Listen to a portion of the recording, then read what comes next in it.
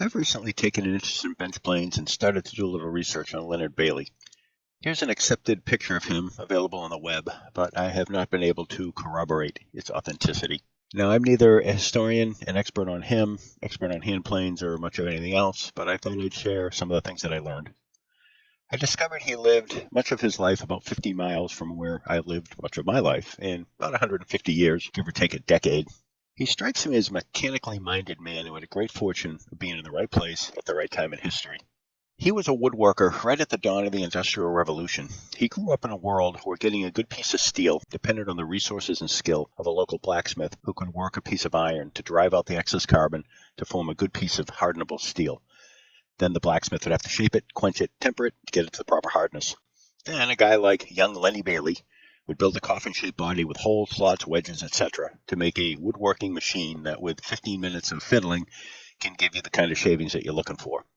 With any luck, it would hold up for many hundred feet of board before you'd have to readjust it, sharpen the iron, and do the whole thing all over again. This was how a rough piece of lumber was transformed into working dimensional stock. Now, I call the plane a machine because to a carpenter of the early 19th century, a tool was something like a mallet, chisel, screwdriver, or a hand-powered saw. A bit brace and a plane were pretty sophisticated pieces of machinery. Around the time Leonard was a young man, industrialization was kicking in. In New England, factories were cropping up all over, particularly around the rivers to tap into the water power, and they were building all kinds of things. Leonard used the new resources and his imagination to come up with a host of brilliant ideas, and I'd like to spend a few minutes on the ones that pertain to the famous Stanley planes. So let's give a geographical history of old Leonard. Right here I have the 6 states that comprise New England. There's Maine, New Hampshire, Vermont, Massachusetts, Connecticut, and Rhode Island. Our story, however, is almost entirely confined to southern New England, which is right here. Here's Massachusetts, Connecticut, and Rhode Island. He was born in Hollis, New Hampshire, which is right up here next to Nashua, in 1825. He lived most of his life, best I can tell. It says Medford here, but right above Medford is a town of Winchester. And I believe the references to Leonard Bailey in Boston may be Winchester. Might be Boston proper, but most of his patents reference Winchester. Then he spent some time down here in New Britain, Connecticut, which is right outside of Hartford, and he lived his final years and died in New York City in 1905. And just for reference, let's go back to southern New England here.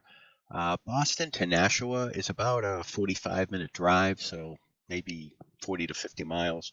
Boston to Hartford is 2 hours or so, a little over 100 miles. And then Hartford to New York City is another 2 hours.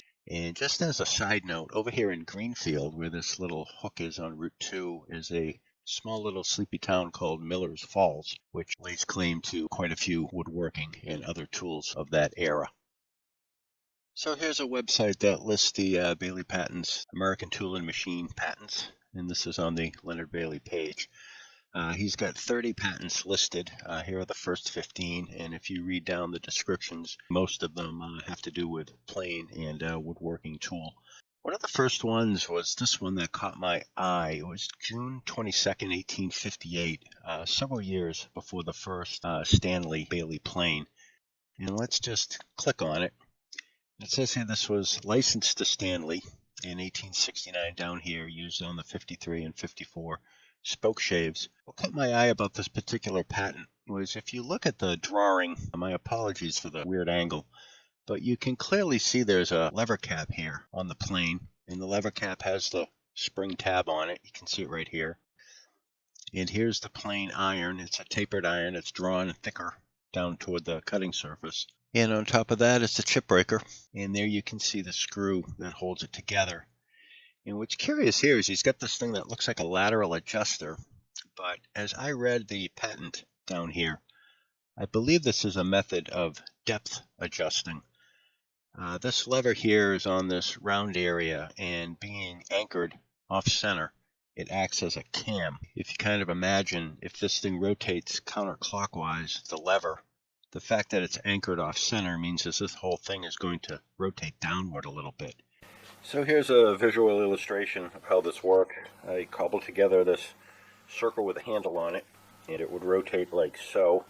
And I'm going to put this down, use my finger as the pivot point, and as you rotate this Clockwise and counterclockwise, you can see that the circle is definitely moving up and down. But if you look at it carefully, you'll also see by this line I have drawn on the paper that it's sweeping up an arc. So it's also slightly moving left to right.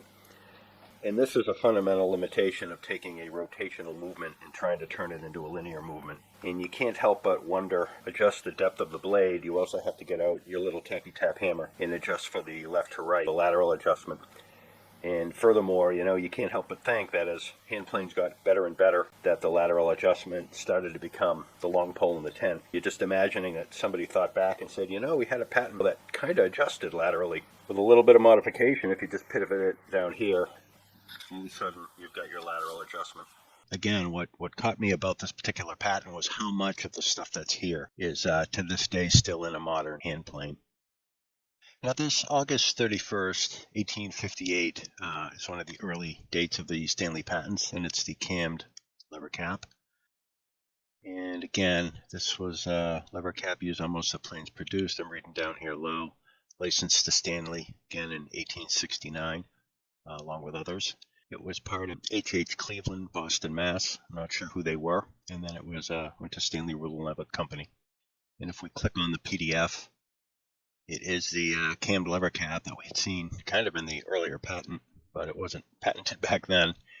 And if you read down here, he takes paragraphs to describe how a cam mechanism works, which I think is kind of funny. It's kind of dry reading, but basically this is simply the cammed lever cap. Finally, on this line, the August 6th, 1867, this is another one of the biggies in the plane world. This is the vertical post cutter adjustment. And over here, plane cutter adjustments is how it's described. Again, it was licensed to Stanley. Description down here says it's for transitional planes. It has a forked yoke lever, similar to many of the planes used today. And the metal portion can adjust in relationship to the wooden sole. And apparently that's also part of the patent. And if we click through on it, here's the early drawing of the first Y-shaped yoke assembly. And the screw, instead of going back and forth into the frog, it went up and down. And you can see the round end of the yoke here. And it's hard to see, but it's going up into the cap iron. And this is showing it here. And the adjustment of the throat opening was you can slide the metal portion of the transitional plane forward, and then you can shim behind it. So as you use the plane and the bottom wears away and the mouth gets larger and larger, with an adjustable metal upper part of the plane, you could slide it forward, shim behind it, and close the mouth up again. So this depth adjustment mechanism, really quite ingenious, and testimony to how brilliant it is the fact that this mechanism is still used today on pretty much any plane worth its salt. Then there's the patent of December 24th, 1867, right here, Improvement in Carpenter's Planes, Plane Lever Caps. And if we click on this one, licensed to Stanley, the double iron was used in Stanley planes till it was improved upon, yada yada. The way I read the patent is Leonard Bailey put a curve in the cap iron here to make sure that all the pressure on the blade went right to the very tip where the cutting surface was. If you go down and read the text here, he says that cap irons and blades now are made of thin steel. And I think the reason for that is in those days, steel was available but relatively rare. The mass production of steel didn't really come until around the 1850s, 1860s. Sheet steel was becoming a lot more common, and it was a lot more cost effective. And because of that, you ran into different sets of challenges. So he says up here he's using thinner blades, as is customary. When thick plane irons are used, their stiffness may resist the pressure of the cap sufficiently to prevent buckling or rising of the plane iron from the bed.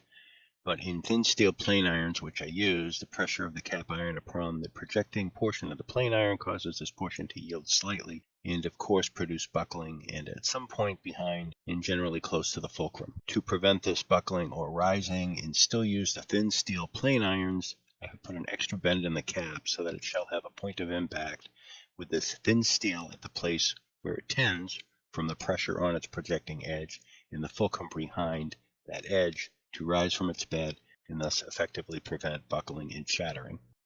So that's quite a mouthful, but basically he just put the little curve in it. And since everybody was using thin steel, apparently that was a pretty revolutionary design. Well, now you know why I didn't bother reading any of those other patents. It's not exactly what I would call light reading, but they're kind of interesting from a historical perspective. Leonard has plenty of other patents, and Stanley has patents. Every one of those could be their own video. Well, this video is getting kind of long, and I do appreciate any of you and all of you that have made it to this point. I do enjoy making them, but boy, they take time. I consider these things to be more, not so much a lecture as much as a conversation. So if you've got something to add, or if I didn't get something right, just let me know in the comments, and we'll keep the talk going. And thanks for stopping by, and I look forward to seeing you all in the next one.